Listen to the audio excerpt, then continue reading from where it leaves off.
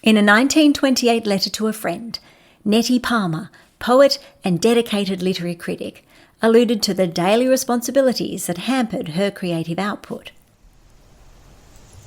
"In a few minutes I'll knock off to get lunch ready.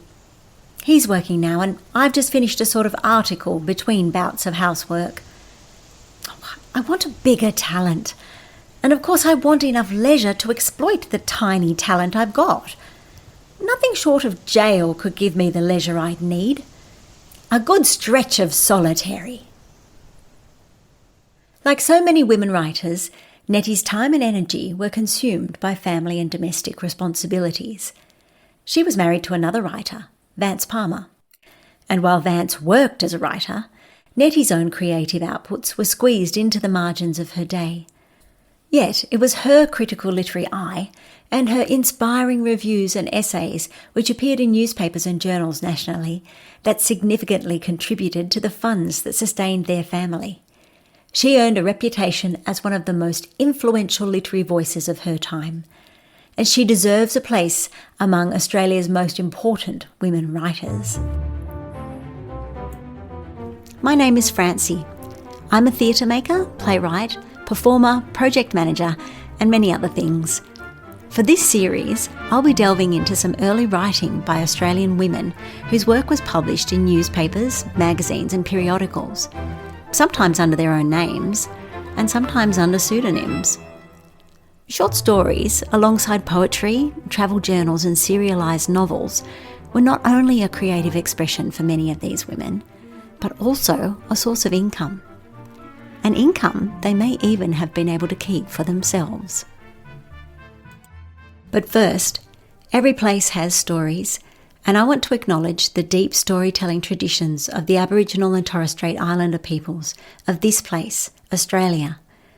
Although this series will focus on published works from the colonial era and does not address First Nations stories or perspective, it's important that we recognise that storytelling by Australian women stretches far beyond this period. It goes back deep into the past, but it also stretches far off into the future. And it's women's storytelling that forms a part of the Australian literary tradition that we almost lost. Firestarters, rescuing Australian women's newspaper writing from the kindling pile. Episode 3, Opening the Gates.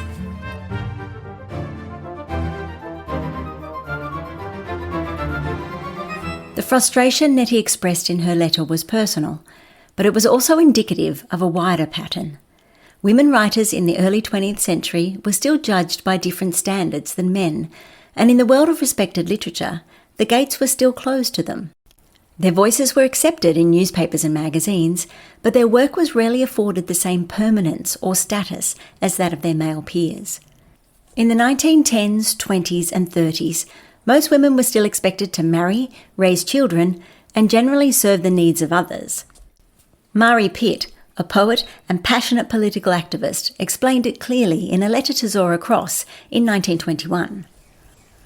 "My output of verse has not been a large one, but I sometimes wonder that there's been any output at all. Housekeeping and writing are incompatibles, and the woman who tries to combine them usually finds tragedy very close. Either she sacrifices art to the house, or the house to art, or herself to both, which is also a tragedy." The battle for time to herself and for herself is one that is still carrying on in many women's lives today. But in the early 20th century, the access to a room of one's own and the time within it to think was unheard of for the majority of women. Australian women's political and social lives changed significantly in the years between 1910 and 1939. They had won the right to vote in federal elections in 1902, and by the 1910s were able to branch into different occupations. New laws gave them some control over property and their wages, and the cities offered jobs in shops and offices. But these remained jobs that were deemed appropriate for women, and even as writers, women's work was kept within the boundaries set for them by men. But Nettie Palmer carved out a place for herself in Australian literature that was unique. As a poet, Nettie published only a small amount of work. And the reasons for this we can probably determine from the description we heard earlier of her lack of personal time. But as a journalist and literary critic, she was prolific. In the 1920s and 1930s, she wrote multiple long-form articles weekly, and in 1924 published the seminal work Modern Australian Literature from 1900 to 1923, which was the first systematic critical study of contemporary Australian writing. Nettie was dedicated to promoting an appreciation of Australian literature, and in the midst of all this journalism and domestic work, she kept up a steady and vibrant correspondence with a community of now notable Australian women writers. Nettie understood the value of bringing these talented women writers together to encourage, critique and support one another. She made introductions between and regularly corresponded with Catherine Susanna Pritchard, Miles Franklin, Eleanor Dark, Flora Eldershaw and Marjorie Barnard, among others. Nettie's critique of their work was respected and welcomed by the members of this community who were not always able to access considered and intelligent advice. While unearthing women's newspaper writing for AustralianWomenWriters.com, Elizabeth Luetti considered this point about access to editorial guidance. And I think too, there's a room to kind of think that the aesthetics was involved because the quality wasn't necessarily there to the same extent that had they been commissioned for an anthology or anthologized later. Like, again, Jessie Urquhart, two of her books which were serialized, one called The Hebridean, which was not published outside the serialization. And she had another one, firstly serialized and then published as a standalone book. Now, I think it'd be really interesting to compare what the editorial was for the published book, because if there are significant changes, then that would, I think, lend to the idea that what appears in the newspapers isn't necessarily of the same quality or standard as a published work.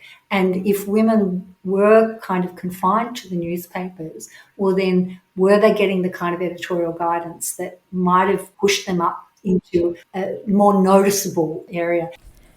Feedback, editorial advice and support were things that women writers sought as readily as their male counterparts, but they struggled to get it.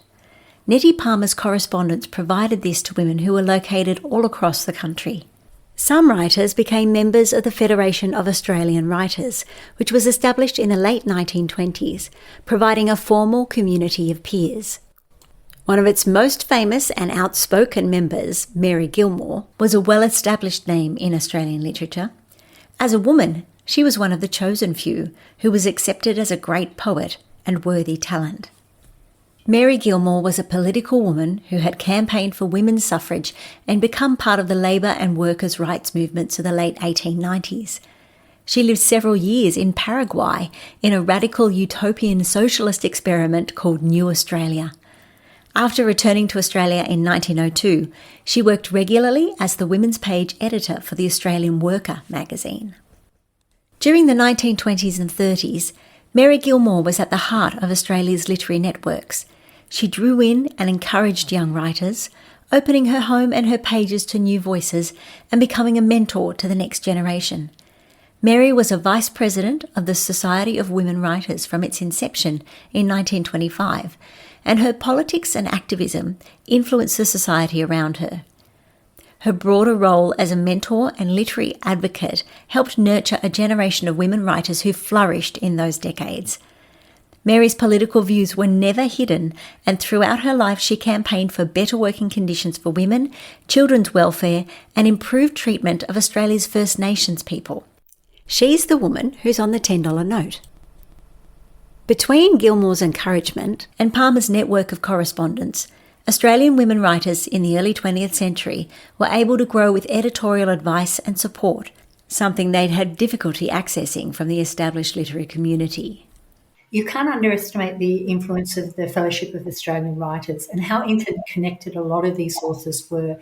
Mary Gilmore championing younger authors. They knew each other. They were reading each other's work. They were publishing each other's work, not necessarily in the regions. And that's another whole issue, this whole diversity of Sydney base or a Melbourne base, regional Queensland base. There's some authors that only ever appeared in regional and maybe even one newspaper. So they were quite cut off. So the significance of letter writing for guidance and connection to writers from far-flung parts of Australia can't be underestimated. Even those women writers who lived in the cities where writers' groups might gather weren't often able to participate because they were tied to their domestic zones. And they could not spend hours in bars talking about literature and art and politics, as many of their male counterparts of the time did. But the constraints on their mobility and visibility didn't prevent them from engaging with larger political questions. In many cases, it intensified it. Far from being satisfied with having gained the right to vote, the literary women of the 1910s, 20s and 30s had opinions and ideas they wanted to share, which they did through their stories, poetry and interest columns. In newspapers, journals and the like, their prescribed audience was women. But it's clear that men often read the women's pages too, and certainly the women did not confine their reading only to the women's sections of the publications. This era was a tumultuous period, with political upheaval and financial instability, bookended by catastrophic wars. Women's storytelling developed to include more liberal views, expressed deeper emotional explorations, and a growing truthfulness that helped to draw the veil from a woman's domestic existence. Moreover, there was a noticeable political voice rising in women's writing from the interwar period. It showed that women, alongside men, were affected by war and were not oblivious to the machinations that precede it. In her book Exiles at Home, Australian writer Drusilla Modjeska explores and compares the political beliefs of several noted Australian women writers from the 1920s and 30s, and there are among them committed communists, outspoken anti-fascists and women's rights activists. We've already heard of Dame Mary Gilmore's efforts with The Worker magazine and socialism. But to really understand why these women were drawn to these ideologies, it's essential that as we look back from where we sit in history with a full view of the pitfalls of a socialist state, we remember that at the time, these were mostly untested ideas. The Russian Revolution, which brought about the world's first socialist state, only occurred in 1917, and many liberal thinkers held genuine hope that the promise of Marxist theory and communism could really change societies. One important writer, Catherine Susanna Pritchard, was even a founding member of Australia's Communist Party. Catherine Susanna Pritchard's writing had a socialist realist inflection and was intentionally radical. While not strictly adhering to that genre, she wrote jagged portraits of life in the bush that often showed aspects of life for Aboriginal Australians which were rarely given public exposure. Her short story, The Kubu, published in the Bulletin in 1927, was groundbreaking in portraying an Aboriginal woman's inner life. Pritchard's story treats her character's dignity and grief with compassion, offering an unusually empathetic portrait for its time. But when we read the story today, we can see how it is still bound by some of the racist colonial stereotypes. Even as it tries to imagine another point of view, the story carries the stereotypes and prejudices of its era. But that it was published at all in the conservative Bulletin magazine during a time when the White Australia policy was socially supported is a testament to Pritchard's reputation as a writer of importance. It's a piece that is groundbreaking, yet ultimately compromised by the colonial mindset. Catherine Susanna Pritchard, alongside Dame Mary Gilmore, Nettie Palmer and many other women writers, saw art and literature as interwoven with politics, capable of advancing social progress rather than merely reflecting it. They championed women's writing that offered a realistic depiction of the experience of being a woman in Australia. During this era, truthfully expressed writing portraying a woman's inner life was rarely deemed by literary editors to be appealing enough for publication, compared with that of writing that expounded the resourcefulness, fortitude and occasional sentimentality of the white Australian male. Despite this, the early poetry of Zora Cross, published from 1917 through the 1920s, was exceptionally popular because of its daring expression of female desire and sexuality. Then, in the 1920s, Cross went on to become a lively presence in Australia's literary press. She wrote under the pen names Bernice May or Nerida, as well as her own name, and produced essays, reviews, and pen portraits of fellow writers. Her sketches of women writers were part biography, part impression, attempts to capture the personality and creative energy of these women. In her youth, Cross had been an avid reader of Ethel Turner's children's page and was encouraged in her own writing by Turner. In an article for the Australian Women's Mirror from 1926 entitled Impressions of Some Writing Women, Zora tells of meeting Ethel Turner and being taken aback by her youth, having imagined that Turner was an old, wrinkled matron, as her children's page pseudonym, Dame Durden, suggested. Another writer who surprised her was M. Forrest. Cross had always assumed that M. Forrest was a young man with a moustache and a cane. But when she finally met Mabel Forrest in person, bedecked in white and pearls, she was delighted by her vitality and generosity. Cross's journalistic work is valuable because it preserves a record of women writers who might otherwise have faded from view. She took their work seriously, placing them into a larger literary conversation. One young writer who Zora Cross encouraged was Grace Ethel Martyr.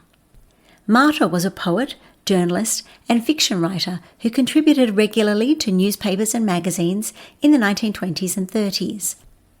Though she never gained the recognition of Mary Gilmore or Catherine Susanna Pritchard, her work reveals a skilled writer who employed her creative voice across genres, writing short fiction, poetry, and journalistic articles. Her short story, The Blue Jar, focuses on a single incident. Set in a city slum, it's a story that grants us some insight into the domestic world many impoverished women inhabited during the 1920s. She invests it with symbolic weight, showing how the smallest objects and moments can contain profound meaning. It had been standing in the pawn shop window for months when Maddie bought it for 9p. Its sides were chipped and its cracked lid was encrusted with grime. But she carried it home with an unwanted light in her eyes and a sense of pleasure that she seldom experienced. She'd bought the jar for purely sentimental reasons, though no one would have suspected her of sentiment. She knew that her husband would protest vigorously against the extravagance. Johnson's wages were spent exclusively in the gratification of his own tastes. Maddie was not permitted to buy herself presents. She knew it was a useless purchase, but she wanted it, because it recalled a day in her faraway childhood when someone had shown her another such bowl, and lifting the lid, had let her smell its contents. The fragrance of potpourri lingered in her memory still, and clung about the jar she was carrying up to the room on the second floor of the house in which she lived. On the first floor, she stopped to show her newly acquired possession to Mrs. Flanagan. To that good lady, however, it made no appeal. "And why would you be buying the like of that? What good is it to you, will you tell me now? And what'll himself say to it, seeing the state he's in this day, and him coming from the corner house this minute just? I seen it in the window and I wanted it. I don't know what he'll say. I suppose I could keep something in it," answered Maddie doubtfully. "But what was the price of it?" "Only 9p. 9p indeed, and dear at that." "But I wanted it," repeated the other wistfully. Mrs. Flanagan softened. "Did you now? Then 'twas right for you to have it, and good luck go with it. You get little enough of what you like, God knows. But if 'twas me, I'd keep it out of Johnson's sight, I would that. Sure, it's a pity you're not a widow like myself, me girl. Then you'd do as you liked." Maddie sighed as she toiled up the steep stairs to her dingy room. Widowhood, such as Mrs. Flanagan enjoyed, was a blissful state to which she had never aspired. She thought of it vaguely at times, but always as a prize beyond her reach. When she entered the room, she saw her husband lying on the bed, in his usual state of intoxication. Contrasted with the fresh air of the street, the atmosphere indoors nearly made her sick. The window was closed, as always. It had been made to open in the first place, but the previous occupant of the room had nailed it down. And as his views on the subject of hygiene coincided with those of Maddie's husband, the nails had never been removed.